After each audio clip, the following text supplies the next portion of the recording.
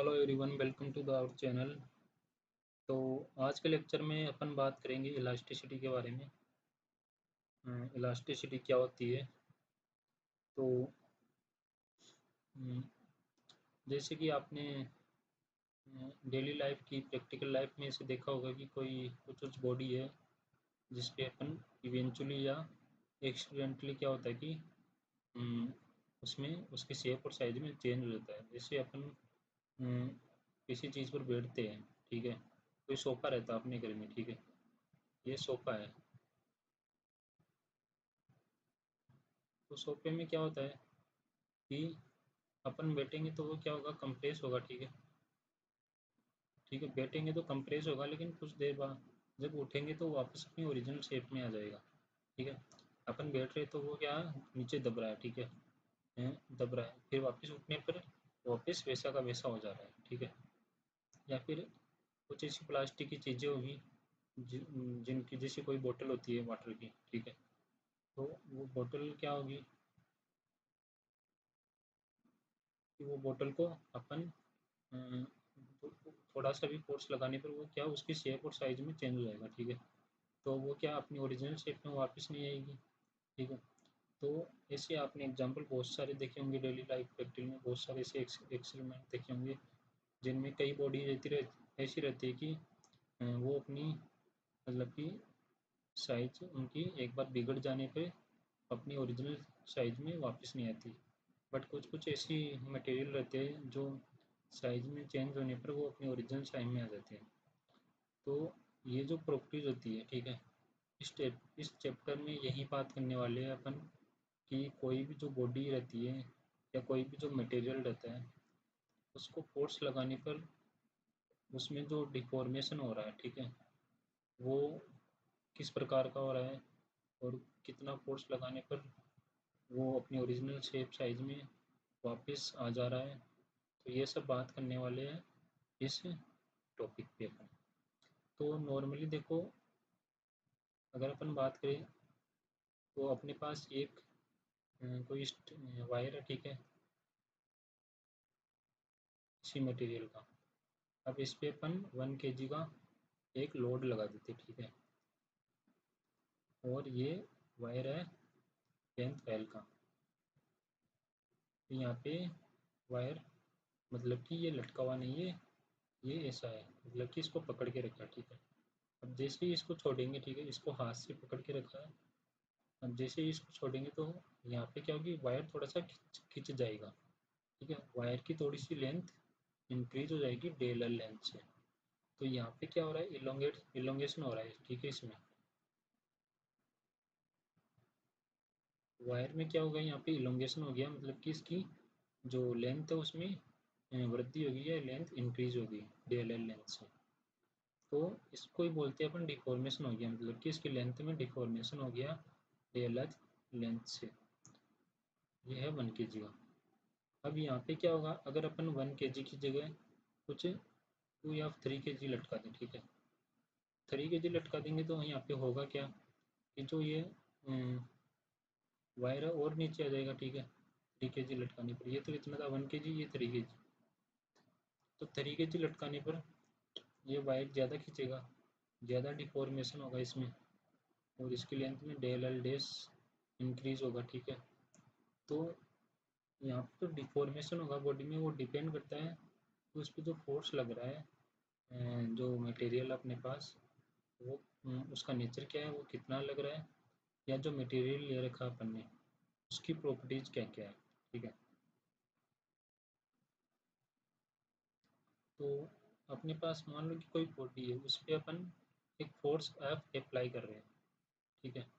अब force F apply कर रहे हैं तो उसकी क्या शेप और साइज में चेंज होगा, कुछ ना कुछ ओरिजिनल जो शेप और साइज है उसमें कुछ चेंज होगा। तो यहाँ पे बॉडी के अंदर क्या रहते हैं, बहुत सारे मॉलिक्यूल रहते हैं, ठीक है।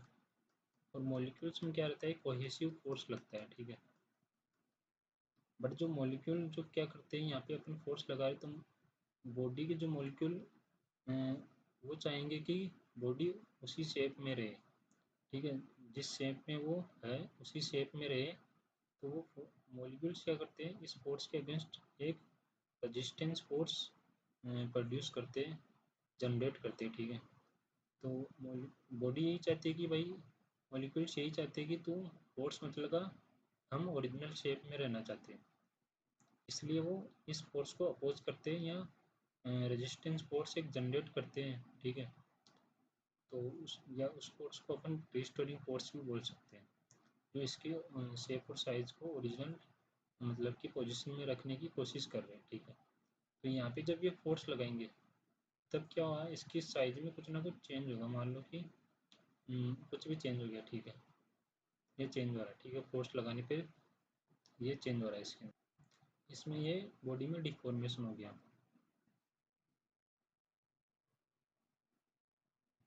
ठीक है। यहाँ पे ये फोर्स लगा रहे हैं, तो यहाँ पे जो मॉलिक्यूल्स है इस पे एक रेजिस्टेंस फोर्स अप्लाई करते रहेंगे, ठीक है। एक लिमिट आएगी तो उसमें क्या होगा कि फोर्स लगा रहे अपन उस लिमिट के उस एक पोजीशन आएगी, ठीक है, सिचुएशन, वहाँ पे ये जो रिस्टोरिंग फोर्स लग रहा है यहाँ पे इसका, और ये जो एक्सटर्नल फोर्स अपन लगा रहे हैं वो क्या बराबर हो जाएगा, ठीक है। तो उस पोजीशन में क्या होगा, जो बॉडी की शेप रहेगी वो वैसे की वैसे रहेगी, मतलब कि जो डिफॉर्मेशन हो रखा है। बट अगर अपन जो एक्सटर्नल फोर्स लगा रहे हैं वो इससे भी ज़्यादा हो जाएगी, जो यहाँ पे जो डिफॉर्मेशन फोर्स लग रहा है, सॉरी, जो रिस्टोरिंग फोर्स लगा रहा है इसके अंदर, या जो अपोजिट फोर्स या रेजिस्टेंस फोर्स यहाँ पे प्रोड्यूस हो रहा है, उससे ज़्यादा अगर अपन यहाँ पे फोर्स लगा दें तो बॉडी क्या होगी, और ज़्यादा डिफॉर्मेशन हो जाएगा बॉडी में, ठीक है, और ज़्यादा डिफॉर्मेशन हो जाएगा। तो कुछ कुछ बॉडी ऐसी रहती है जिनमें फोर्स लगाने पर वो क्या होता है कि वो अपनी ओरिजिनल शेप में वापस आ जाती है। बट कुछ कुछ बॉडी ऐसी रहती है मतलब कि जिनको जो एक्सटर्नल फोर्स है वो रिमूव करने पर वो अपनी ओरिजिनल शेप में नहीं आती है, ठीक है। और कुछ कुछ बॉडी ऐसी रहती है जिन पे एक्सटर्नल फोर्स रिमूव करने पर वो पार्शियली अपनी बॉडी में, मतलब कि पार्शियली तो अपनी बॉडी में आ जाएगी, फुल्ली अपनी बॉडी जो ओरिजिनल बॉडी है उसकी शेप में नहीं आ पाएगी। तो यहाँ पे क्या होता है कि जैसे यहाँ पे अपन फोर्स लगा रहे हैं तो एक लिमिट होती है फोर्स की, अगर उस लिमिट तक लगाएंगे, ठीक है, अगर उस लिमिट तक अपन फोर्स लगाएंगे, ठीक है, इसमें एक लिमिट होती है, अगर उस लिमिट तक इस पे फोर्स लगाएंगे तो बॉडी क्या होगी, अपनी ओरिजिनल शेप और साइज में रिटर्न हो सकती है। बट उस ओरिजिनल शेप और साइज से, सॉरी, उस जो जो अपन फोर्स लगा रहे हैं उस लिमिट से, ठीक है, उस लिमिट से अगर फोर्स ज़्यादा लग जाए तो क्या होगा कि बॉडी अपनी ओरिजिनल शेप और साइज में वापस नहीं रिटर्न होगी, ओरिजिनल शेप और साइज में रिटर्न नहीं होगी, ठीक है। उस लिमिट को बोलते हैं इलास्टिक लिमिट,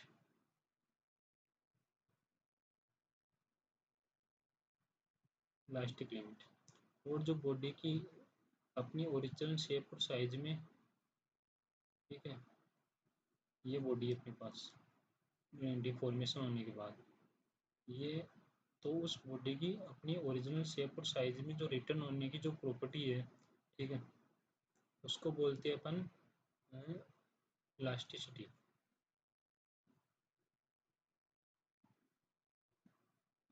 उस प्रॉपर्टी को बोलते हैं इलास्टिसिटी, अपनी ओरिजिनल शेप और साइज में जो रिटर्न होने की जो प्रॉपर्टी है उसको बोलते हैं इलास्टिसिटी।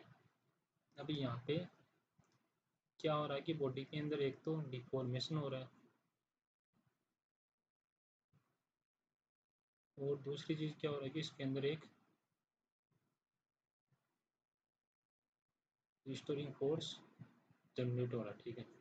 या जो अपोज फोर्स, जो पार्टिकल्स जो मॉलिक्यूल्स है वो एक अपोजिट फोर्स अपोज कर रहे हैं, इसका जो अपने एक्सटर्नल फोर्स लगा रहे हैं उसका अपोज कर रहे हैं कि भाई तू मतलब हम अपनी ओरिजिनल शेप में रहना चाहते हैं तो इस फोर्स को अपोज करते हैं, तो एक रेजिस्टेंस फोर्स लगता है, तो वो फोर्स जनरेट होता है।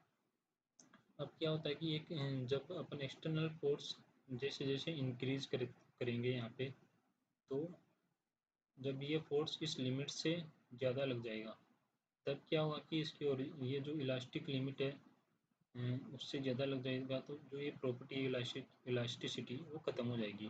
मतलब कि वापस जो ओरिजिनल शेप में जाने की जो प्रॉपर्टी है वो ख़त्म हो जाएगी। फिर क्या बॉडी हमेशा के लिए इसी जो डिफॉर्मेशन शेप है, डिफॉर्म्ड जो शेप है इसी में ही रहेगी, वापस और अपनी इसमें नहीं जाएगी। और यहाँ पे जो 3 प्रकार की जो मटेरियल होती है, फर्स्ट जिन पे फोर्स लगाने पे वो अपनी ओरिजिनल शेप में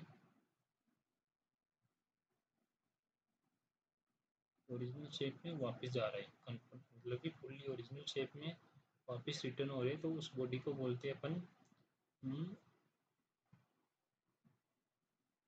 परफेक्टली इलास्टिक।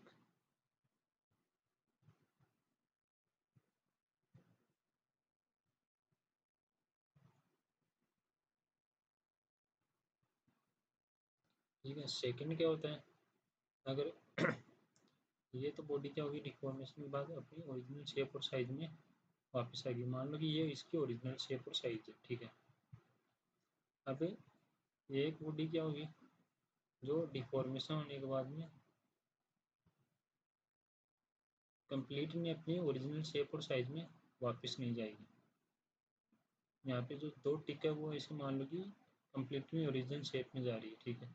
यहाँ पे एक टिक का मतलब कि पार्शियली अपनी ओरिजिनल शेप में वापस जा रही है, कम्प्लीटली ओरिजिनल शेप में वापस नहीं आ रही एक्सटर्नल फोर्स रिमूव करने के बाद में। तो इसको बोलते हैं अपन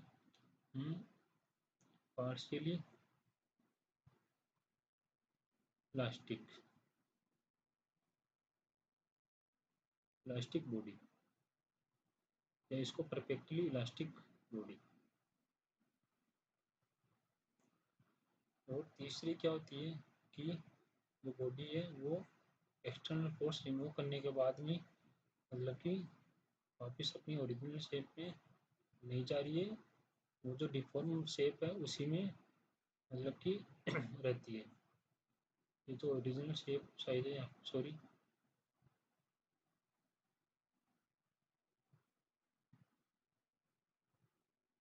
यहाँ पे ये ओरिजिनल शेप साइज है ये इसमें नहीं जा रही, ठीक है। ओरिजिनल शेप और साइज में वापस रिटर्न नहीं हो रही, तो इसको बोलते हैं कि बिल्कुल भी नहीं रिटर्न नहीं हो रही, ये वैसी की वैसी रह रही है। मतलब कि यहाँ पे जो इसकी इलास्टिक लिमिट है वो एक्सीड कर गई है, तो उसको बोलते हैं परफेक्टली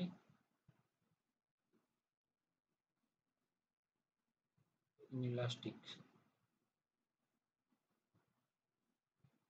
बॉडी। तो ये होगी परफेक्टली इलास्टिक बॉडी, जो कि अपनी ओरिजिनल शेप और साइज में डिफॉर्म होने के बाद में वैसी की उसी साइज में रहती है। तो आज अपन ने देखा कि जो बॉडी है फोर्स लगाने के बाद में अगर वो उसकी शेप और साइज चेंज हो रही है, ठीक है, और चेंज होने के बाद में अगर एक्सटर्नल फोर्स हटाने के बाद में अगर वो कम्प्लीटली वापस अपनी ओरिजिनल शेप में अगर आ रही है, तो उसको बोलते हैं परफेक्टली इलास्टिक बॉडी। अगर पार्शियली वो वापस आ रही है अपनी ओरिजिनल शेप में, तो उसको बोलते हैं पार्शियली इलास्टिक। और अगर वो डिफॉर्म होने के बाद में बिल्कुल भी वापस अपनी ओरिजिनल शेप में नहीं आ रही, एक पार्ट भी उसका हल्का सा भी ओरिजिनल शेप में नहीं आ रहा, तो उसको बोलते हैं परफेक्टली इलास्टिक बॉडी। और जो प्रॉपर्टी है कि अपनी ओरिजिनल शेप में वापस आने की जो प्रॉपर्टी है उसको बोलते हैं इलास्टिसिटी। और अगर किसी बॉडी पे फोर्स लगा रहे, ठीक है, तो अगर उसकी एक लिमिट होती है इलास्टिक लिमिट, उससे अगर ज़्यादा फोर्स लगा दें तो फिर तो वो अपनी ओरिजिनल शेप में नहीं आएगी, या तो वो कम्प्लीटली डिफॉर्म शेप में रहेगी या पार्शियली ओरिजिनल शेप में आएगी, कम्प्लीटली तो नहीं आएगी उसी लिमिट को क्रॉस करने के बाद, ठीक है। तो ये हो गई इलास्टिसिटी। अब अगले चैप्टर में हम पढ़ेंगे स्ट्रेस और स्ट्रेन। तो आज के लिए इतना ही, थैंक यू। चैनल को सब्सक्राइब तो कर ही देना, धन्यवाद।